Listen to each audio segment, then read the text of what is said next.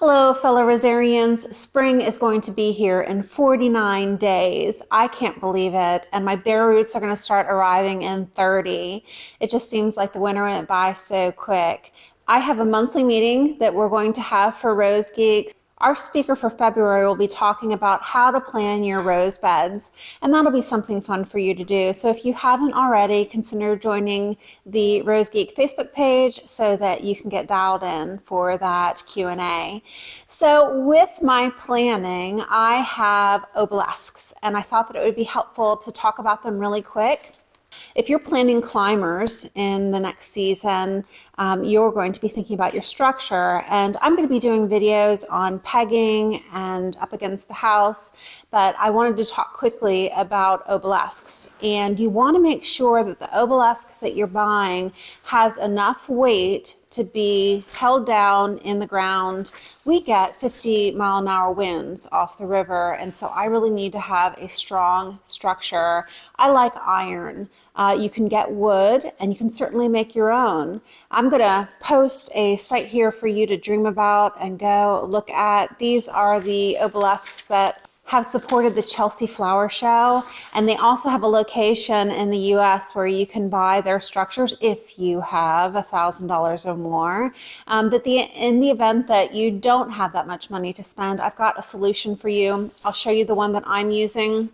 It's about $120 for an 8-foot support, but you can certainly find them cheaper on Amazon. So you want to make sure that it's going to be able to support the weight of the rose, that it can endure the elements. You think about spraying them. If it's iron, you would normally use Rust-Oleum and a spray every year just to protect it.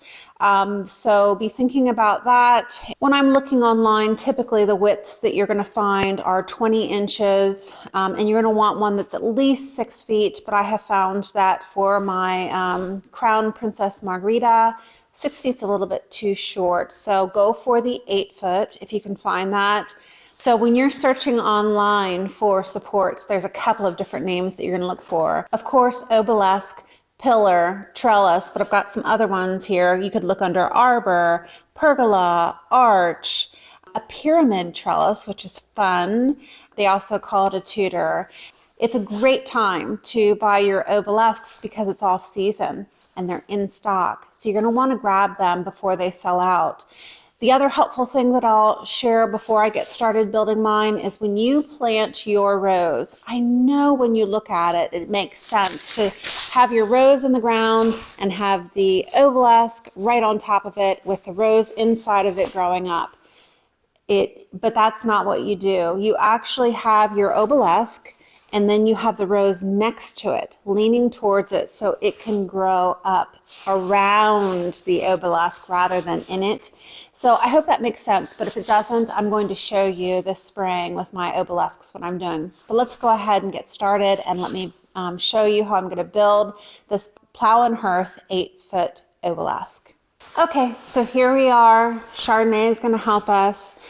So I ordered these. I ordered this obelisk last summer, and during the heat of the summer, it was back ordered for like 3 months, and I had it sent to my local Plow Hearth so I could save on shipping. So nice wide rings here. Okay. Let's take these off.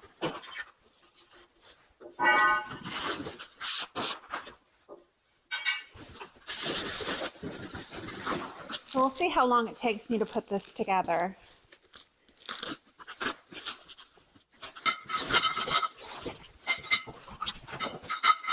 So now that we've got everything apart here, let's move these aside for now. Let's start with the 2 rings. And if you look at the 2 rings, it has a flat depression here that fits together with this flat portion of this one. So let's put a screw through this bottom and then put this one on top of it. So as soon as we have it like this, let's grab our finial to hold it in place. Put that on, and it doesn't need to be tight right now. Just hand tight. And then we go ahead and lay it down. The very first thing that I do is grab a ring now, and let's put it on here. Okay, and then I'm going to line up the holes.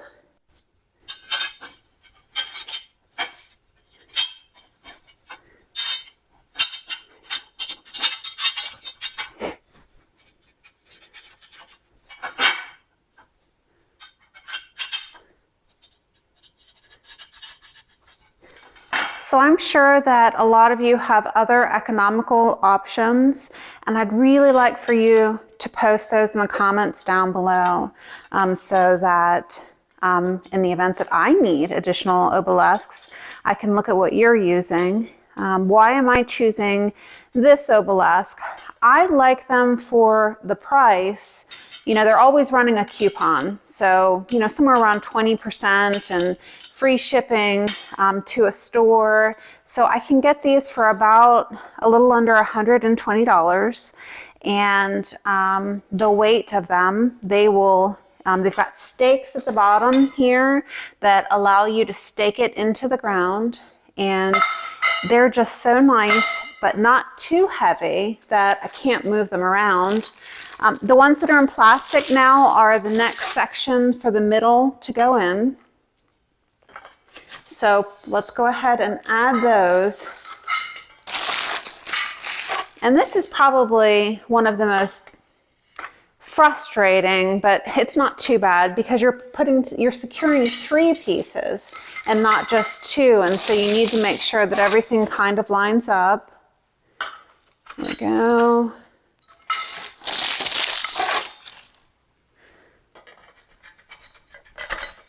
Okay, and now I need my ring.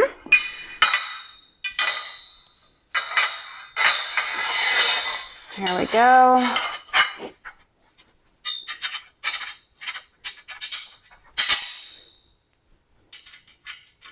Now this section we're going to leave even a little bit looser because you're putting 3 pieces together, and it'll be less maneuvering or pulling them together if they're loose.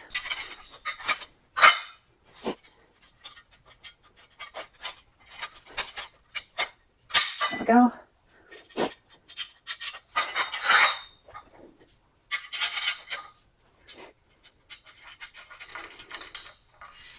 Okay, next ring.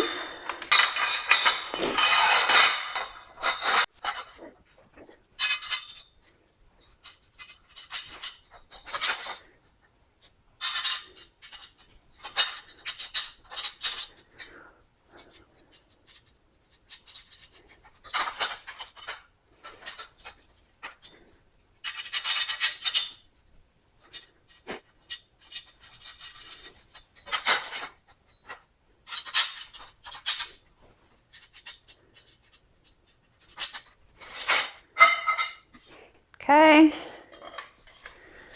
final legs.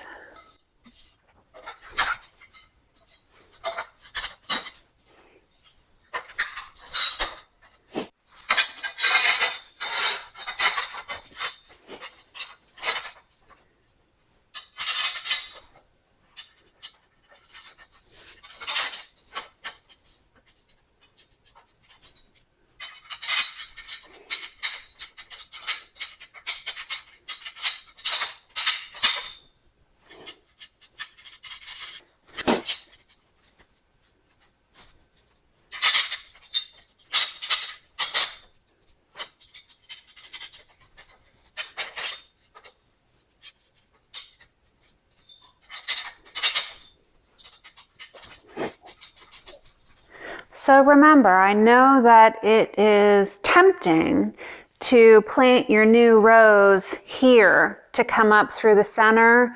I've done that as a newbie, and you want your rose planted on the side of it here so that you can train it around the obelisk. So just a helpful hint as you're placing it in the yard. It's going to take your climbers a few years, but make sure that you start working with them early so that while the canes are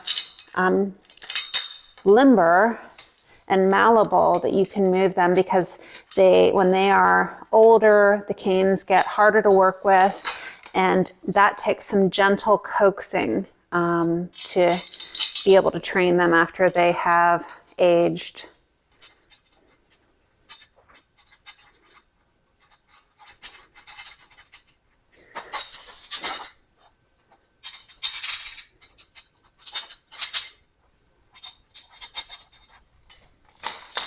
Okay, last screw.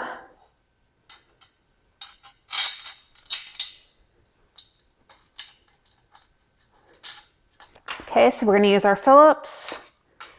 That's the only tool you need to bring. And then they provide this little wrench to turn.